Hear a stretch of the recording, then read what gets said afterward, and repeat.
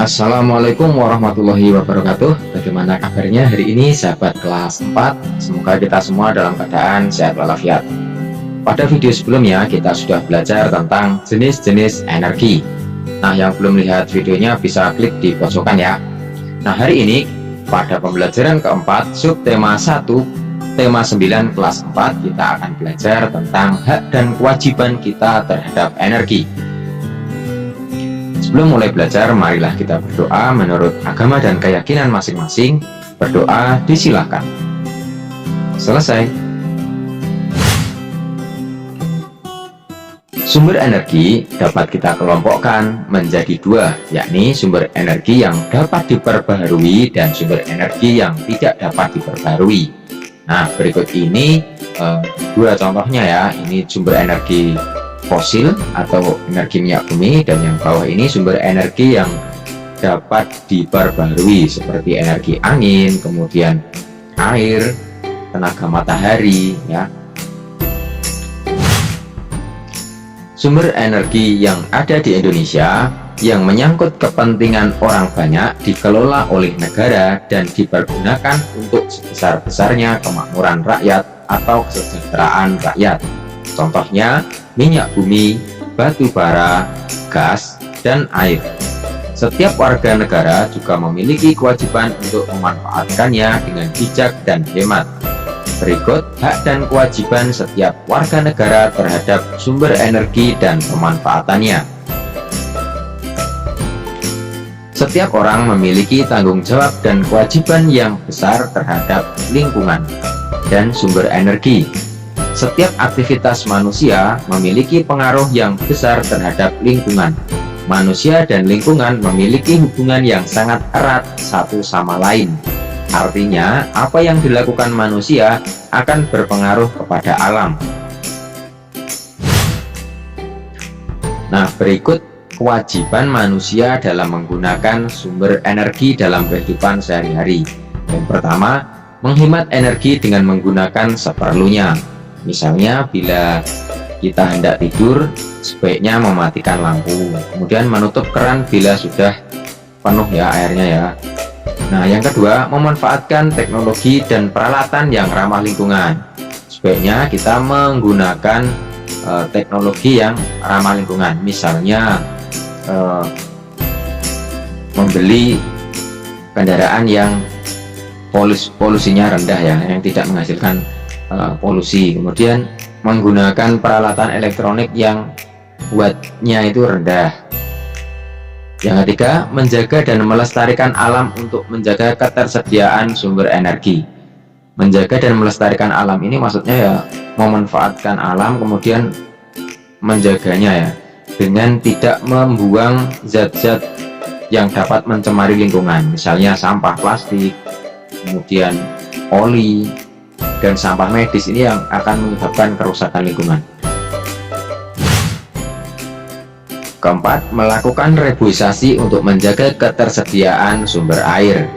Nah, dengan kita menanam pohon, menanami hutan kembali, maka kita sudah menjaga sumber air ya, menyelamatkan generasi berikutnya dari kekeringan.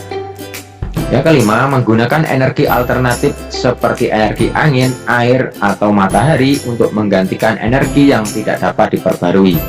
Nah, ini menggunakan energi alternatif berupa matahari dengan memanfaatkan panel surya yang akan mengubah dari energi matahari menjadi energi listrik. Setiap orang memiliki hak yang sama untuk menggunakan energi agar dapat menunjang kegiatannya sehari-hari. Untuk hal-hal tertentu, setiap orang pun berhak mengelola energi. Hak mengelola energi diperbolehkan selama tidak melanggar undang-undang dan merugikan orang lain. Nah, jika hak dan kewajiban terhadap sumber energi telah dijalankan dengan baik, manfaat sumber energi pun dapat kita rasakan dengan baik pula. Nah, kewajiban kita sebagai manusia tidak hanya pada sumber daya alam, namun juga terhadap lingkungan alam secara keseluruhan. Hal tersebut dikarenakan manusia dan lingkungan memiliki keterkaitan yang sangat erat. Lingkungan amat penting bagi kehidupan manusia, karena manusia tergantung kepada lingkungan. Manusia membutuhkan lingkungan untuk mencukupi kebutuhan hidupnya.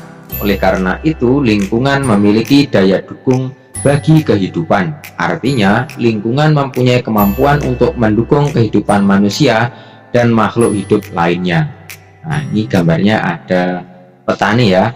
Dengan kita menjaga lingkungan, maka tanah ini akan tetap mendukung atau subur sehingga dapat menghasilkan tanaman yang banyak.